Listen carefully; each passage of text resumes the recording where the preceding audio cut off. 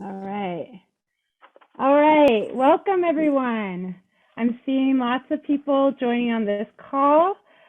Just so that you all know, I'm sure you got the notification. This is a recorded webinar.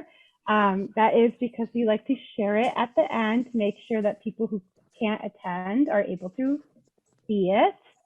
And then we're going to be sharing the webinar in a blog post at the beginning of next week with some of the resources that we talk about and link to in the chat. So we're just going to give a couple minutes for people to join. It's a really big crowd that will be joining us. We have about 35 people registered. We also have people joining from our Facebook Live as well. And so for that reason, we have you all on mute, but there will be a Q&A towards the end of this webinar that I encourage you to unmute yourself for if you have questions.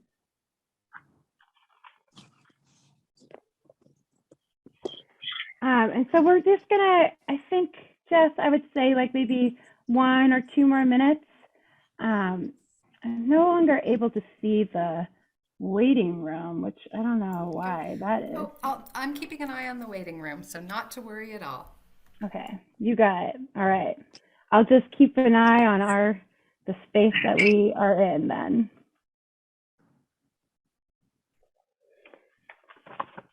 And then the other thing I should point out early on, we do have some of our panelists are on the move.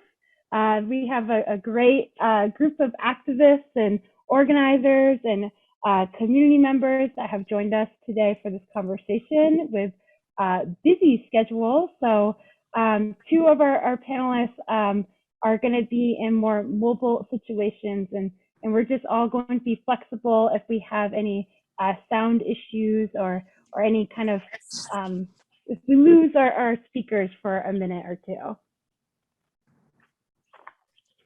And then just since it is 12:35, I imagine people will keep joining us, but we do have our introduction. So I'm just going to go ahead and start. Welcome everyone to our first Fair Housing Friday of the month. This is the first in a series of Fair Housing Fridays that the Fair Housing Project of Champlain Valley of Economic Opportunity, otherwise known as CVOEO, is hosting. So we have one happening next week at the same time around mobile home parks and the opportunities and challenges that those communities offer to our affordable housing landscape. And then we have one for our final Friday of the month, talking about or looking at housing development and what other tools we can use to ensure housing equity. And I'm trying to remember, Jess, do I spotlight myself, or is this kind of a good way for people to be viewing our speakers? Yes, I'll see if I can figure out a way to spotlight you to spotlight the speakers as they come up. And so I'll just introduce myself since I'm already now talking. I'm Corinne. I work for CVOEO's Fair Housing Project. I do education outreach, and Jess is also joining me from the Fair Housing Project to be our tech support person. I'm going to briefly introduce our panelists, and then I'm going to give us a Fair Housing Month overview. So we're joined by Carol, and Carol is the Northgate Community Engagement Coordinator. Now I'm like probably saying not quite the right. Community builder. Community builder, yes. Thank you for joining us, Carol. We have Nate Besio, who does peer support coordination at Vermont Center for Independent Living and a great advocate for disabilities right here in Vermont. We have Bhagawat, who is our one of our CVOEO community ambassadors. Thank you for joining us, Bhagawat, or Watt. And then we have Deac, who is joining us from the road as well. So Deac is one of our panelists who are going to be flexible about if we can't hear her. And she is the the director of Winooski Housing Authority and also on the Winooski Housing Commission board. So has a lot of great insight to our topic today, which is why aren't we building the housing we need? A look at how our housing stock that we have available is either meeting the needs of our community members, and what ways it's not meeting the needs of our community members. And so just to give you a quick Fair Housing Month overview and Fair Housing overview, we are the Fair Housing Project. We are a statewide program that works to protect and expand the housing rights of everyone who experiences discrimination and exclusion. And as part of that mission, we coordinate thriving communities, a statewide collaboration to raise awareness about the economic and social benefits of affordable housing. And then each April, which is the month that we're currently in, we celebrate the passage of the Fair Housing Act in 1968. Signed on April 11th, which is also my birthday. So I'll never forget, which put essential protections into federal law, making it illegal to discriminate or in rental, sale, or financing of housing based on race, color, national origin, sex, family status, or disability. Vermont actually has additional protections too, which I'm gonna name so that we normalize knowing who is protected under the Fair Housing Act here in Vermont. In Vermont, age is protected, marital status, sexual orientation, gender identity, receipt of public assistance, denial of development based on income of prospective residents, and most recently, victims of abuse, sexual assault, or stalking. What that means is that it's against the law for you to be treated unfairly because of membership in any of the protected or federal protected or state protected classes. And discrimination is not always obvious. It can take many forms. It may happen when a landlord refuses to rent to you or tells you an apartment is unavailable when it is vacant, or when you have different terms or conditions of your lease than other tenants that the landlord's renting to. Just to say that it's complicated, the Fair Housing Project is here to help navigate that with you. And we do a much more extensive overview of fair housing if you're ever interested to dig deeper. This session is being recorded, as I mentioned. We do have a generous space for Q&A at the end. And then basically the way we're gonna set up this webinar is that I'll introduce our panelists. They're each gonna speak to their own perspective on housing, on how it either is meeting the needs or not meeting the needs of the community that they work with or represent. And then we're gonna have a nice long Q&A at the end. Jess, am I missing anything or did I cover it all? Great. So I actually, Bhagawat, I know that you have a short window of time that you're with us. Bhagawat is one of our community ambassadors. And I'm wondering if you could just speak to what you're seeing in the community in terms of housing availability for folks who are new Americans, or barriers that folks that are new Americans might be facing when they're looking for housing in our area. Is that my turn to say something? What I have a challenge to work in the community, you mean? Yes. Yeah. Okay. So the new American, according to my understanding, the people from my country, the first challenge is the language. Language is always challenge for the people who are coming overseas from my country to living in here. And sometimes they are not able to express their thoughts, their problems because of the language. So that's the most important that I know in my community. And the other things, they are not, the language is the first thing, and then the second importance, they are not able to find the resources where and how they can reach out. So those are the main problems that I'm seeing in the community. For that, to resolve that, every other week, we have a short conversation with the community peoples, but it is not that solution comes as their need, meaning so there are lots of communities need services. So everyone wants to go through, but it takes time to get the service. So they have to wait. One thing, and other things, sometimes they are feeling shy to express their problem too because of the language. So the most important things to my community that I face is the language, and I am making some notes, and I want to share with the CVOEO our Shipario, so that we can maybe do the awareness program, or for the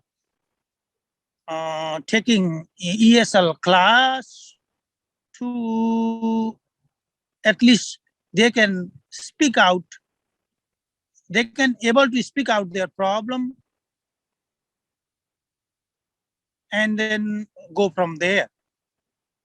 So that's my future plan. Thanks so much for sharing that perspective, Bhagawat. And Sure. This is actually a great transition to Deac, because something that we do at CVOEO is lead tenants' rights translated classes, and we were invited into the Winooski community, I want to say a month or so ago, and did a translated class where the participants came and expressed similar concerns, where they're saying this language barrier makes it challenging to communicate with my landlord. It makes it challenging to understand what my rights are as a tenant and what my responsibilities are. Like small communication challenges, from like being fined for having one of the participants said, my neighbor's garbage flew into my yard, and the landlord had scheduled someone to come clip the grass, and they couldn't because of my neighbor's garbage, and I was fined for that person's time, and I didn't understand why. So it's something that does come up a lot, and it becomes a really significant challenge. And Deac, I know that in Winooski, some of the new American families are really struggling to find housing that supports or is big enough for their family. And I'm wondering if you can speak to that. And I know that you also have some other perspectives that you wanted to share with us today. Oh, I can see that you're talking, but you are muted. Am I better now? You are Yes. Oh, yeah. loud and clear. Oh, okay, good. Yes, let me take off on Bhagawat a bit. It is something that we're working on hard, is not just bringing people in and having us sign a bunch of forms, but actually making that a 90-day process. I'm trying to work with USCRI and AALV to bring an orientation process together. I have an odd goal here, and my goal is to get yelled at by a family in their language, because certainly people who speak English don't hesitate to yell at me, so everybody should. I'm saying that in jest, but the point is it's not just language, because what comes behind the language is the power.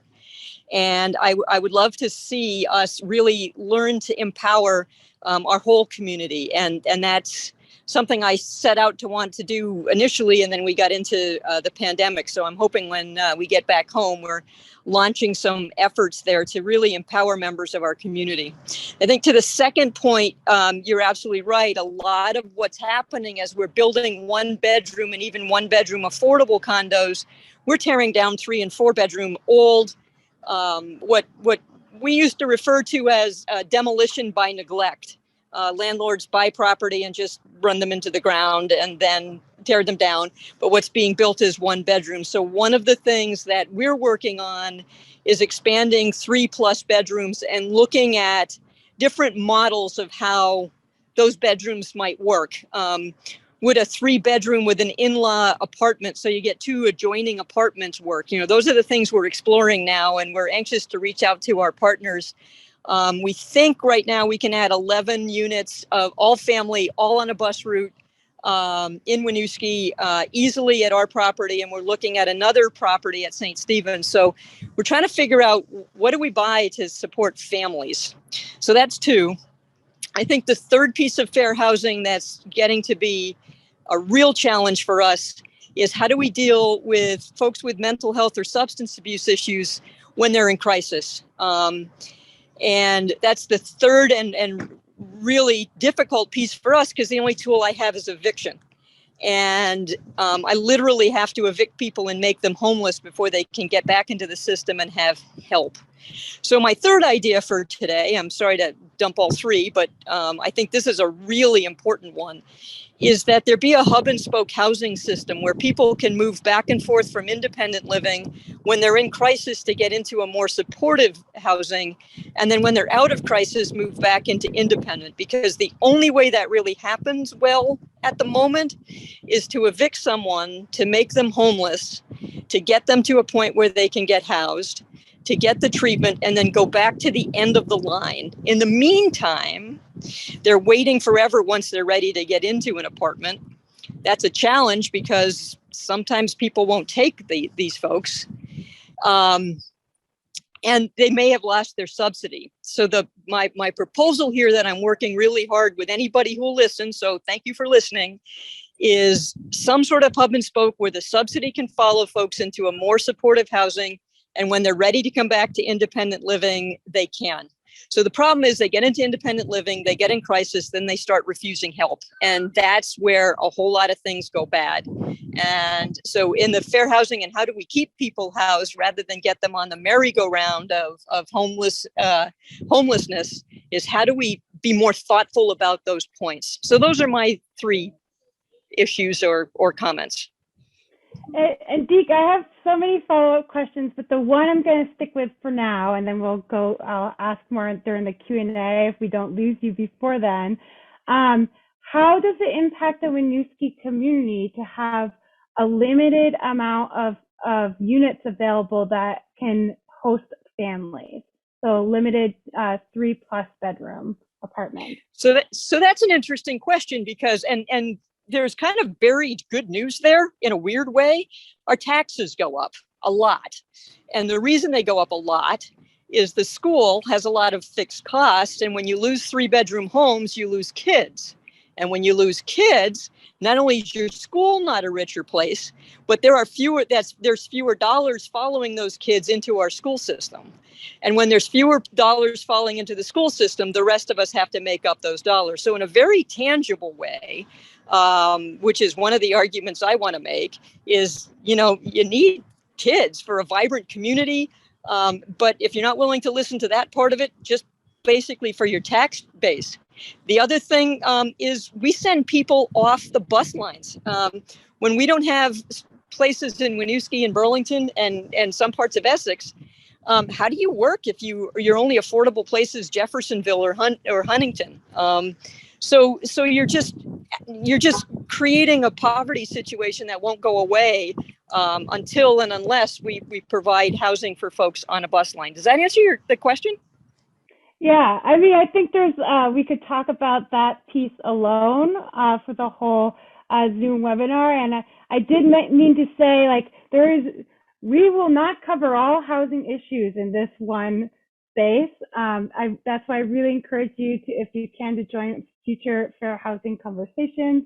But part of the reason I was asking about that piece is I know that we had a situation where earlier in the year it made news where there was a 24 unit apartment that was potentially undergoing renovations, and there was concerns in the community that the families living there wouldn't have access to housing to move into. So basically the concern was that the families, the children would have to leave the city of Winooski and then, find housing, and then they have to relocate schools. And we know that can be really disruptive for young people. And there's so much that we could go into there, but I'm going to pivot and ask Nate, Nate Besio from VCIL,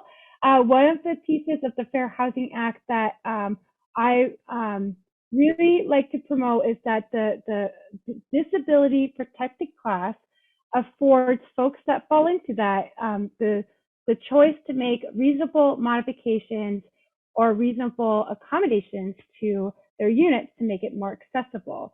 And the hope around that is that folks that have mobility needs have equal access to rental housing as those without. And so I wondered, Nate, if you can speak to how effective that right is under the Fair Housing Act, and just generally what challenges that renters might face, especially in Vermont, and especially during this significant housing shortage, who fall into that disability protected class. Thank you. Thank you for having me. That's a pretty broad topic. When you talk about this, when you talk about disabilities, it's a really broad category, right? So I'm going to be focusing on physical disabilities right now, but a lot of times accommodations don't have to do with physical disabilities. They have to do with mental, developmental.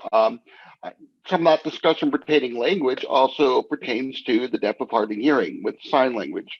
So there's a lot of stuff to cover when it comes to disabilities, but right now I want to focus on the physical aspect. And I think when it comes to reasonable accommodations and reasonable modifications, it can be effective if, both parties are willing to cooperate and work with each other, and there is a good due process. I think from my experience, and the thing is that we always tell people that we work with, we're not housing experts, but probably the vast majority of the people we work with are in need of housing. And so the biggest issue first that we run into is that, according to fair housing and ADA standards, new buildings being built really only have to provide one unit for every 5 units, and then a certain percentage that need to be accessible. So there are a very limited number of really accessible apartments. And then with that being said, they can be modified, but how much can they be modified? We're hearing mentioning of multifamily homes for people. A lot of times somebody with a mobile disability or mobility disability oftentimes needs someone to live with them to help them do their daily activities, whether it's getting up in the morning, cooking their food. And for that, that's difficult because they can only get a 1-bedroom. And so they're stuck on a wait list as well, trying to find, somebody to live with, in addition to making physical modifications to the place. So those are some challenges that, in terms of spacing, with like everybody else, a lot of times they have equipment that they need to bring where a 1-bedroom apartment might not be enough. The other thing that could be a challenge is that, for depending on the unit, unless that unit is federally funded inside or subsidized, the person moving in, if they need to make modifications, has to cover the modifications themselves. So they have to pay for the modifications themselves. So somebody comes in and says, come into a place that's not a federally funded ADA unit, and says, I want to put in a rolling shower, I need this. Well, they may have to pay for those modifications themselves. And then when they move out, the landlord could say, well, you need to change them back. So you have some people who are not in a good financial place. They have to struggle to find the funding for that. And then there's the time putting in the accommodation request. Again, accommodation request doesn't mean you ask for something and say, boom, you get it. It also says the landlord can't say, no, I don't want to do that. It's a negotiation process that has to go back and forth, back and forth. So that can take a while. So it really, I think in spirit, it's good. I think it's very good that more housing is being built that do provide accessible units. But again, when you think about truly accessible units, many places just meet the minimum standards of accessible housing, which is a certain number of units. And I think really going towards more of a universal design when building these places that can be adapted very easily is a much way to go. But as people explained also that, a lot of times the units are too small. Finding funding for making the changes inside the unit is an issue. And another issue is people with mobility disabilities often can't drive themselves. So they have to live in a more urban area because living outside that area is an issue. So it's a number of issues like that. I hope that answered your questions, but I'm happy to answer anything else. Yeah, and I'm sure we'll have more questions for the Q&A. And again, we do a whole training just on reasonable accommodations and modifications. There's no way to fully go into the complexities of this issue in our 1 hour that we have together. But I appreciate the perspective that you bring, and I just want to thinking about still this translated workshop I helped teach a couple of months ago here in Winooski. One of the things that came up was multiple people, in this landscape right now, we have, as we all are well aware, a really significant housing shortage. We also are in a state with one of the oldest housing stocks in the country. And so folks that are, there's more people competing for fewer units, and folks are making decisions that might not be the safest or the healthiest decision just to get housed. So we have multiple people in that workshop I referenced earlier say, I can't get in and out of my unit unassisted, which is a huge barrier to safety. If someone has an emergency, if they need to get to a hospital, if they need to get to their family, or if they need to evacuate their unit, that should absolutely be something that they can do. And so I just wanted to kind of put in that anecdote as well. Thanks, Nate. And then Carol, so I asked you to join us too, because a lot of the things that we're focusing on is kind of the lack, the barriers that are existing. And Northgate, I want to say, continues to be our largest affordable housing community in the state of Vermont. And it's a really unique community. So I think it just would be nice if you could speak to the history of Northgate and what makes Northgate a unique affordable housing community here in Vermont. Of course, I'll be very happy to do that. And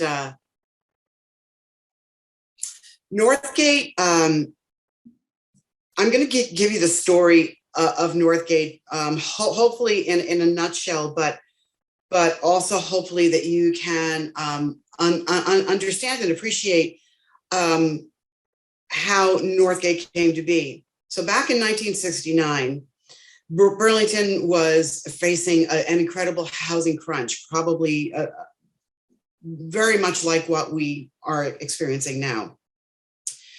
And the city decided that it needed to build more housing. So Northgate was created by Fairfield Corporation, builders from Connecticut. The interesting thing is that these builders got a 1% mortgage for 20 years. 1%. Think about that. And if they paid their 1% mortgage off in 20 years, they got to do whatever they wanted to do with the property. So that meant that they could tear it down, displace all of the people that live there, 336 families, and put up luxury condos. And hopefully you don't lose me, because I just got something that said my internet is unstable. So at the end of 20 years, that's exactly what Fairfield tried to do. Now, we had this mayor called Bernie Sanders at the time. And when the residents went to Bernie to say, we are about to lose our housing, Bernie said, over my dead body. And so the rest is, he told CVOEO at the time, which Brenda Torpy was part of that, to help the Northgate residents to organize. And that is exactly what happened. The residents basically bought out the Northgate property with the help of a bunch of agencies, Vermont Housing and VHFA, Freddie Mac and Fannie Mae. It was almost as if all the stars were aligned and we had all this help. So the residents actually became the owners and operators, along with a bunch of other entities as a partnership, to own and operate Northgate. Now, they didn't think all these big agencies were really a little afraid of letting the residents control Northgate 100%. But that's exactly what happened. When all of our mortgages at the time were paid off, and the residents at Northgate became the owners through a board of directors, of which we have 13 people. The majority, which is 9, are Northgate residents. We have 4 community directors. But I will tell you, not one decision happens at Northgate that the board of directors don't approve. And that really is I think, the best way to do affordable and sustainable housing in Vermont. We are multi-income. For the folks that need more help, we're able to place into our operating budget food pantries with the help of the Vermont Food Bank. But resident owned and operated, when you get your residents or organized, which is what is happening with our mobile home parks right now, there's much more of an investment, and people want to preserve their housing. And so many people around the country say, why aren't there more Northgates? Well, it really takes cooperation on a local, state, and federal level. And I think that depending on who is on the federal level and who's on the state level, there can be a few more hills to climb. So anyway, that's basically the history of Northgate, resident owned and operated, affordable, multi-income family, and it works. And I will also say diverse, because we have 22 countries that are represented here at Northgate. So I'll sign off here for now and wait for questions and answers if there are any. And Carol, before you mute yourself, I'm just wondering, like, when I was new to affordable housing and I was thinking about, okay, imagine what affordable housing looks like, I might have imagined a place like Decarreau Towers, which is an affordable housing complex, and it's high density like 11-story, I want to say, building, which provides much needed housing to a lot of community members. Can you just quickly describe the kind of layout or the geography, if you may, of Northgate? Of course.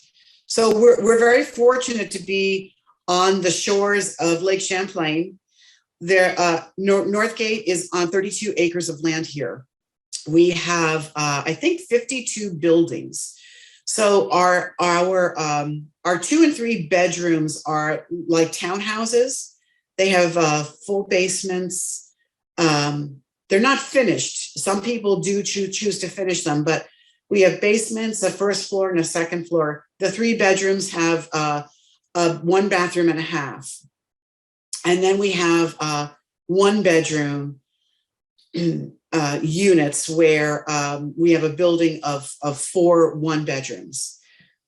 The board and the residents feel very strongly about curb appeal. We want our housing to be safe and affordable, but we also want our residents to feel proud of it. We want our residents to feel pride in living here and to feel like they're not being warehoused, but they have homes. And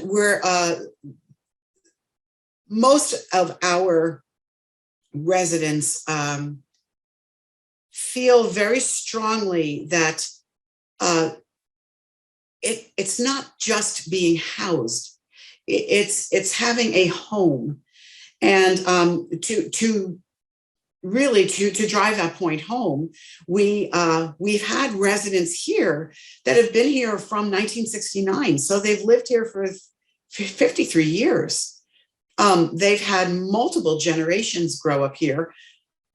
For instance, I've been here for 29 years. I live here, I work here, I raised my son here, and he also now lives here. And so we have multi-generations that do live here. It's a beautiful community, and we keep our maintenance department very, very busy because it's imperative that this not only be a place for safe and affordable housing, but a place where you can feed your soul as well. We feel very strongly about folks who might be food insecure, that they're not food insecure. People who are artists, we want to hear them, and we want to see their work and hear their voices. So Northgate not only is a beautiful place to live, but we believe a very holistic place for body, mind, and soul as well. Thanks for adding that extra piece, Carol. And we are transitioning to our Q&A portion. If you are unfamiliar with the Zoom raise hand feature, I want to say, I thought I knew where it was. Just click on your little window, I think, right? So if you go to the bottom of your window, there's a reactions button. It has like a smiley face emoji. If you click that, you should be able to raise your hand. And if you don't raise your hand, but you do a wave or a thumbs up, we're going to assume you're trying to raise your hand and go ahead and call on you. Also, feel free to put your questions in the chat if that feels more comfortable for you, and we'll read it out loud. And I just wanted to add a little anecdote. Carol, I was asking about the format of Northgate, not to presume that a townhouse is more preferable than a high density build situation. But I do think it's just really important to highlight that affordable housing can look a lot of different ways, and it's important to have a lot of different options. I did work with a resident who had 2 children and lived, I want to say, in like Williston, and was appreciative of that housing situation, but was really nervous to have the kids kind of near the highway. It was a really busy road, and kids love to play. They love to be outside. If you have like just a few inches of green space, the kids are going to be in that grass playing there. So I remember when I connected this resident to Northgate, there was a wait list. They waited and they did get in, and I saw them. I used to do the Northgate different events for the community. I would do portraits, like hand-drawn portraits of the residents, and I saw them there.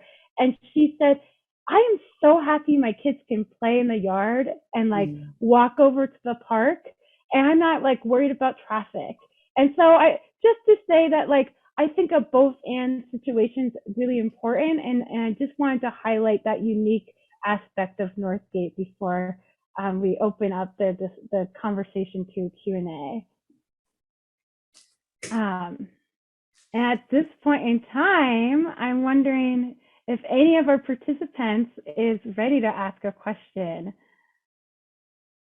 I can't remember. I just switched to gallery. So Corinne, as we wait for our participants to form their questions, and I'd really encourage everyone to put your questions in the chat or raise your hand and we'll call on you. I have a question. Just before, I did see that we paused the recording.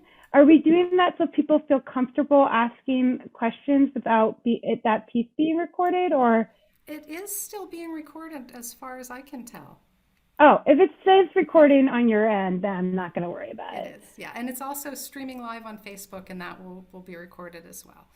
Okay, and so if you are nervous about asking a question when this is recorded, feel free again to put your question in the chat. You can privately put that question to Jess or I, and we're happy to read it anonymously. I just like to give those options out there in case I know that Zoom webinars can feel a little bit like a performance in that way. Ask your question, Jess. Wonderful. Yeah, well, first off, thank you so much, Bhagawat and Nate and Carol and Deac. One thing I was thinking about, so as I'm listening to what you're saying about the needs for language access and for more multi-bedroom units and looking at different models for how we structure supported and independent living, the need for universal design and how that's connected to our needs for transportation and access to housing, and then also the Northgate co-op model and thinking about the community that's built in housing. I would really love to hear from any and all of you, what needs to change, either at a local level or a state level, to make more of these things happen. Is it funding? Is it permitting? Is it zoning? Is it public will? What needs to change?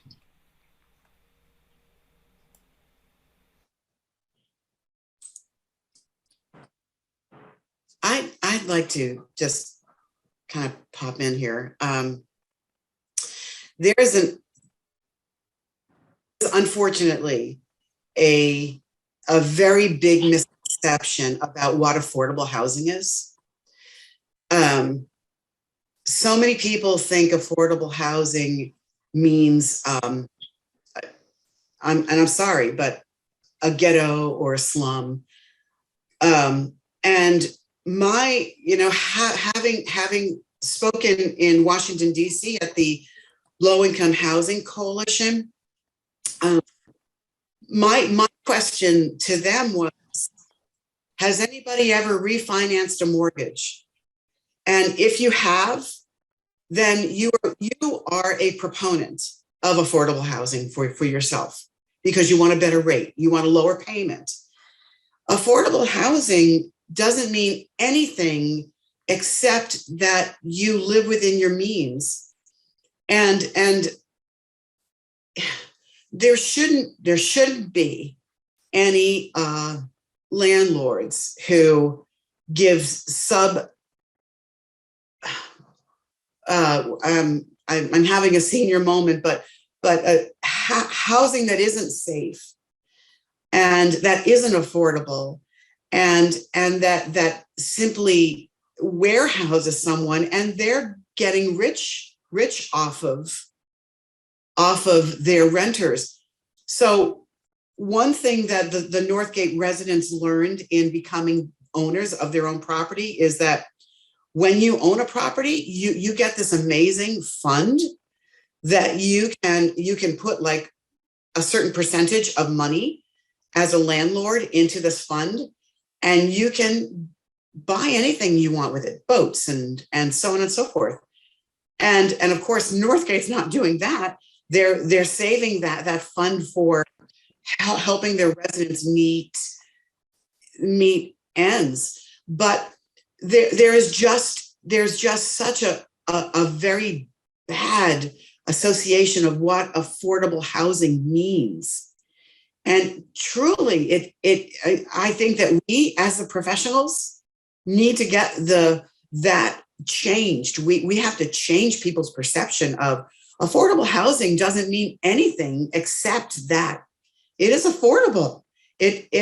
People can live within their means. So that's my 2 cents. Thank you, Carol. Nate.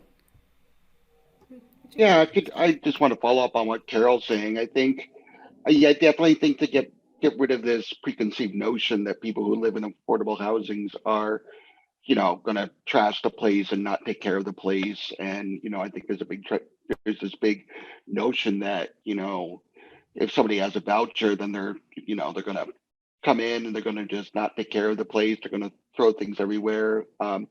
That's, I've definitely worked with a lot of people who are on vouchers, getting affordable housing, and they take great care of their place. But a lot of times they have issues finding it because, maybe landlords are unwilling, even though it's illegal, to accept those vouchers, or unwilling to do that because they have this preconceived notion of that.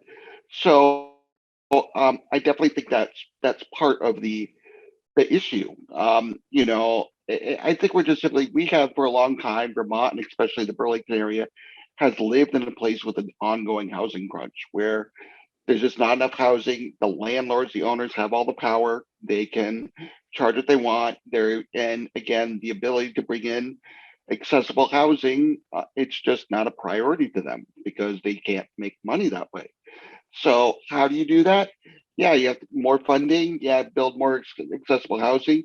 Make sure there are more regulations in place to make sure that landlords are taking care of the property, making sure that they are following regulations, make sure that they are, making sure these housings are being improved. The majority of work I do is helping people get on wait lists to get vouchers to move into properties. And when they're told it takes, 1 or 2 years just to get one of these federal vouchers, their heart sinks. And, part of the job is finding them housing until then. And then you have to help somebody who gets a voucher find accessible housing, which is then, even more difficult to find. Yeah, definitely more housing. How we get that, you're seeing some of that start up now. There's more housing areas popping up. But again, that takes time. So, but I also think that there also needs to be more training. Again, it goes with this preconceived notion that people move in, they're not going to be able to take care of the place. And a lot of times they don't know how, they don't have the physical abilities. So there has to be some housing supports in place to help them with that activity, and making sure the activities is there. So I guess that's my feedback on that question. Thank you so much, Nate. And I do see that Deac has something to add too. And I will say quickly, Deac, I'm going to put a link in our chat to the Vermont housing database that does allow you to search affordable housing based on specific needs. But again, it's usually places that have long wait lists. But I just want to put that resource in there. All right, Deac, it's Mike's to you. Okay, I'm going to try. I might be breaking up because I'm chasing a satellite here. I think it's all and above. It's all the way from zoning to transportation And focusing just on housing is vital because it's the vital link between all of them. But we've got to understand that there's a link between all of those pieces. I think we're at an inflection point. I think as a community, we're at one of those points where we need to ask different questions of different people, engage different conversations, and everybody be willing to learn. I think that's one of my biggest advantages in being new is I'm just learning every day. And I think we all need to, because we're at that point where I don't think it's clear and I don't think there's a roadmap. And that can be a huge opportunity if we can figure out how to rethink our old notions of, yes, people, don't take care of it if they have a voucher. That's not true. We also, from vouchers right now, we're issuing vouchers. Less than 30% of the people who get a voucher can find housing and end up losing their place on the waiting list. I mean, there's just a humongous issue. But if I had to settle it down to two things that are crunch on the policy geeky side, from the policy geeky wonk me, it's transportation access and zoning that allows you to build more density near public transportation. Yeah, thank you so much, Deac. And we will be talking about zoning in our final Fair Housing Friday. That's, of course, one of the major pressure points when it comes to housing development. And I actually think it leads into this question we got from the audience. So I'm going to read this out loud, and then if the panelists can answer at whoever feels comfortable starting. All right, so the question is, what is the rest of the state missing? The role model in Burlington area is admirable. What does the rest of the state communities need to do? And I will say that part of the reason why Burlington in particular does have a lot of affordable housing is because we have inclusionary zoning in Burlington, which means that 15% of developments over 3 units, I want to say, have to be affordable. And just go ahead and correct me if I was wrong about that. And there are inclusionary zoning policies in some areas in Vermont, but it's not a widely used tool. And Carol, I see that you just unmuted if you wanted to respond. Sure, then that inclusionary zoning actually happened in response to when Northgate was created, believe it or not. I think that a lot of the rest of the state has a lot of second homes to out of staters, which I'm not sure, but perhaps their town councils, city councils might be more focused on as well. But I will say that Vermont is the only state also that has not only the one agency that takes care of housing preservation and land preservation, and that was because of Madeline Kunin. She created that one agency, so these two, housing and land, aren't working against each other, but in tandem with each other. And I think that if the rest of the state kind of zones in on that, there might be more success in talking about housing preservation that is affordable. But to Deac's point too, transportation is an absolute must. Yeah, and that's come up a few times. So this question of, we do talk a lot about Burlington area and Winooski and sometimes even Montpelier and South Burlington. These are areas that do have transportation. So we both Nate and Deac have mentioned multiple times the bus line.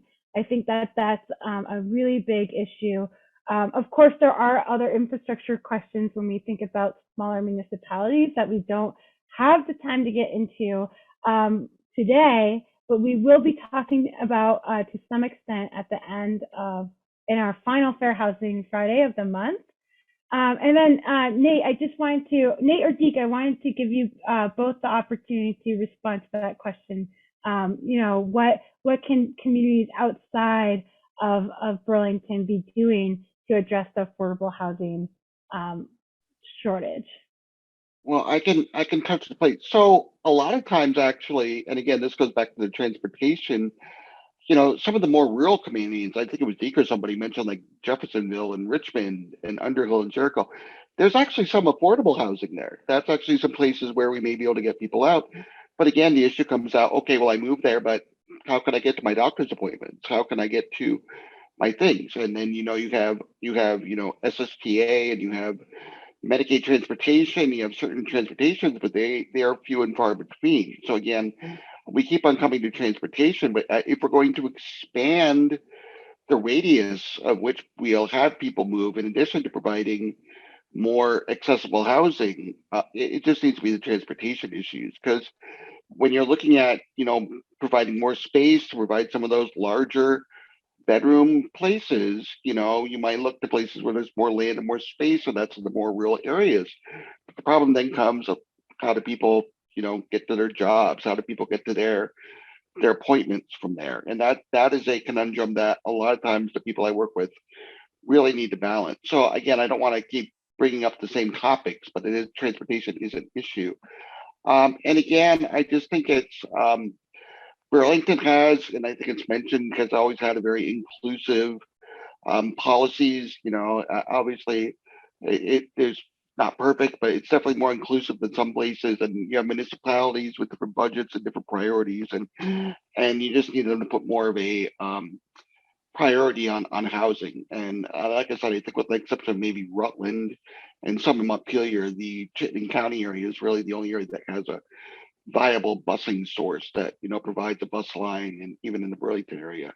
So that is really one of the biggest issues I see, because for my perspective, the affordable places and the longer space for places are in those areas. It's just the difficulty of people being able to get back and forth to do the things, be able to live daily. That would be my feedback on that. And if I could just real quick, I mean, the alternative to that is to create ability to create jobs in more rural areas. So, when you, and I think that has to be part of the solution too, is how do we have economic development in those areas so that there's jobs there, so that transportation becomes less of an issue. Yeah, I can't tell you. I think that's a huge topic right now as people are facing displacement from the Chittenden County area, the longer and longer commute times that people are having to get to work. Of course, with the rising prices of gas, it's another significant burden that we're putting on our renter communities. And I do see that we are at time. And again, I cannot stress enough, there's not enough time to really go into all of these points that we've covered.